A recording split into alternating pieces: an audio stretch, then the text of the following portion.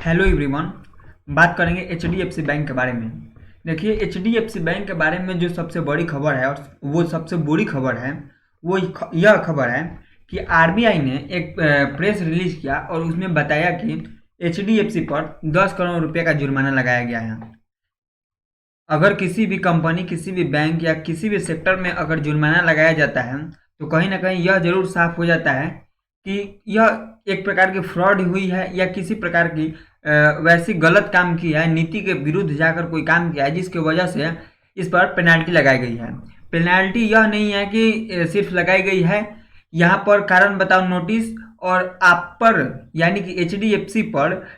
क्यों ना जुर्माना लगाया जाए इसका नोटिस भेज करके, और उसके बाद यह जब रिप्लाई उसका आया कंपनी का यानी कि एचडीएफसी बैंक का जब रिप्लाई आया उसके बाद यह 10 करोड़ का पेनाल्टी लगाया गया है। यानी कि कंपनी ने अपना जो भी अपना पक्ष था वो रखने के बाद, कंपनी अपना पक्ष रखी है उसके बाद ही यह फैसला लिया गया है और 10 करोड़ रुपया का जुर्माना लगाया गया है। देखिए,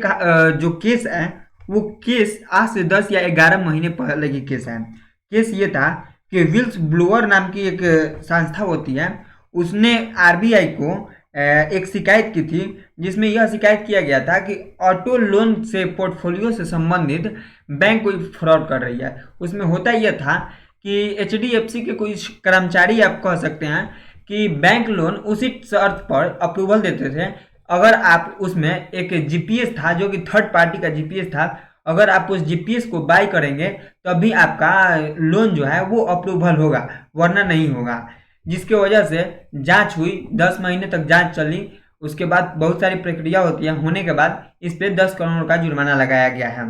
केस यह थी, आपको मैंने केस बताया। अब आगे के बारे में मैं आपको बताता हूँ कि देखिए, जो ये यहाँ पर है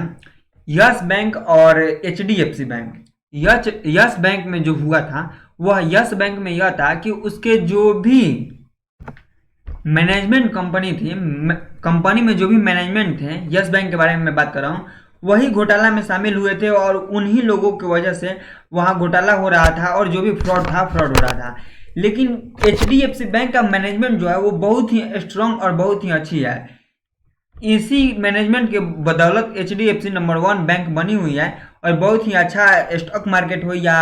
जनरल मार्केट हो वहाँ पे यह काम कर रही है। तो यहाँ पर मैनेजमेंट ने जिन कर्मचारियों ने, लगभग 6 कर्मचारियों को इन्होंने निलंबित कर दिया है और अपने ऑफिस से निकाल दिया है। यहाँ पर गड़बड़ी मैनेजमेंट ने नहीं किया है, किसी कर्मचारी ने किया है, किसी अधिकारी ने किया है, जिसके वजह से यह हुआ है। अब देखिए,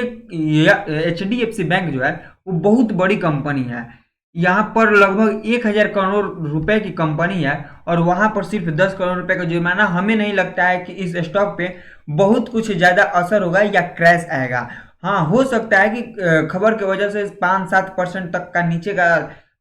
आपको सपोर्ट देखने को मिले। मैं इसके बारे में भी आपको चार्ट पर ले जाकर समझा दूंगा एक बार कि कहाँ तक यह स्टॉक सपोर्ट ले सकता है। ये आपके लिए बहुत ही बड़ी अपॉर्चुनिटी भी एक तरीके से हो सकती है, क्योंकि एचडीएफसी बैंक बहुत ही अच्छा खासा बैंक है। अगर कोई थोड़ी सी बैड न्यूज आती है जिसकी वजह से स्टॉक में गिरावट आता है तो वो आपके लिए एक अपॉर्चुनिटी हो सकती है कि नीचे के लेवल पर इस स्टॉक को आपको खरीदने का मौका मिल सकता है। तो यहाँ पर जो है 10 करोड़ रुपए का जुर्माना, भले जुर्माना है, हाँ गलती की है, जुर्माना लगा है, वो बात सही है, लेकिन गलती किस प्रकार की है ये भी देखना चाहिए। क्या आगे फ्यूचर में इस गलती को सुधारा जा सकता है और इससे कंपनी पर क्या इफेक्ट पड़ता है, इसको भी आपको समझना चाहिए। इस कंपनी के पोर्टफोलियो के हिसाब से 10 करोड़ रुपए का जुर्माना जो है वो बहुत कम जुर्माना है और उतनी भी बड़ी गलती नहीं थी जिसकी वजह से इस स्टॉक में क्रैश की संबंध क्रैश का मामला तक आ जाए। और यह स्टॉक हमें नहीं लगता है कि क्रैश वगैरह तक यह जाने वाला है, क्योंकि हाँ चोरी है, गलत हुआ है, यहाँ पे पेनाल्टी लगी है, वो सब मामला है, लेकिन उतनी भी बड़ी मामला नहीं है कि नंबर 1 कंपनी स्टॉक मार्केट में, बैंकिंग सेक्टर का नंबर 1 कंपनी एकाएक क्रैश हो जाए, वैसी कोई भी न्यूज नहीं है। आपको इन सभी से दूर रहना चाहिए। लेकिन हाँ, ये हो सकता है कि आप यहाँ पर अगर चार्ट पैटर्न पर जाएं और चार्ट पैटर्न को एक बार देखने की कोशिश करें तो अगर इस न्यूज की वजह से यहाँ पर गिरावट देखने को मिलती है, निश्चित तौर पे गिरावट देखने को मिलेगी, लेकिन गिरावट उस समय पर आएगी, न्यूज उस समय पे आई है जहां पर यह स्टॉक सस्टेन कर रहा था अपने, जो यहाँ पर इसका जो रेजिस्टेंस था, वो रेजिस्टेंस को यहाँ पर ब्रेक करने के लिए अच्छा खासा मूवमेंट बना चुका था, वहाँ पे यह न्यूज आना इस स्टॉक के लिए थोड़ा सा गड़बड़ी हो जाता है और यह स्टॉक फिर से नीचे की तरफ आपको जा सकता है। मैं आपको बता दूं कि अगर यह न्यूज नहीं आती या इस न्यूज से अगर इस स्टॉक में कोई असर नहीं होता,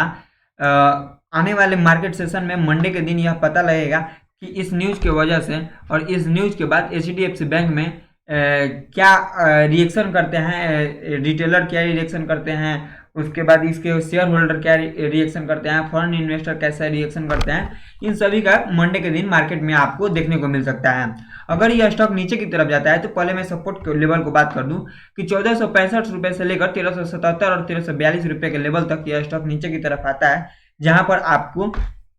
एक अच्छा खासा अपॉर्चुनिटी मिल सकती है बाइंग लेवल के लिए। अगर इस न्यूज की वजह से अगर इस स्टॉक में कोई इफेक्ट नहीं पड़ता है तो यह स्टॉक 1513 रुपये के लेवल को बार बार ब्रेक करने की कोशिश कर रहा है और इसके इर्द गिर्द घूमता हुआ नजर आ रहा है। एक बार यह स्टॉक 1515 रुपये 1520 रुपये के लेवल को ब्रेक कर दे तो अच्छी तरीके से यह स्टॉक जो है वो 1560 रुपये के लेवल को सस्टेन करेगा और 1560 रुपये के लेवल को सस्टेन करने के बाद यह अच्छा खासा ऊपर जाएगा और ऊपर जाने के बाद यह स्टॉक जो है वह 1675 रुपये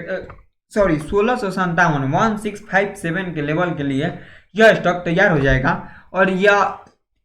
1 या 2 वीक में ऊपर की तरफ यह 1657 रुपये के लेवल तक जाएगा। लेकिन 1657 रुपये के लेवल उसी शर्त पे जाएगा जब इस न्यूज की वजह से HDFC बैंक में अगर निगेटिव आपको देखने को न मिलता है और 1560 रुपये के लेवल को ब्रेक करता है तब यह शेयर ऊपर की तरफ जाएगा, वरना यह अपने प्रीवियस सपोर्ट 1377 से 1342 और तक यह स्टॉक जाने के लिए तैयार हो सकता है अगर कल के दिन यानी मंडे के दिन गिरावट देखने को मिलती है। तो उम्मीद है कि आपको वीडियो अच्छा लगा होगा।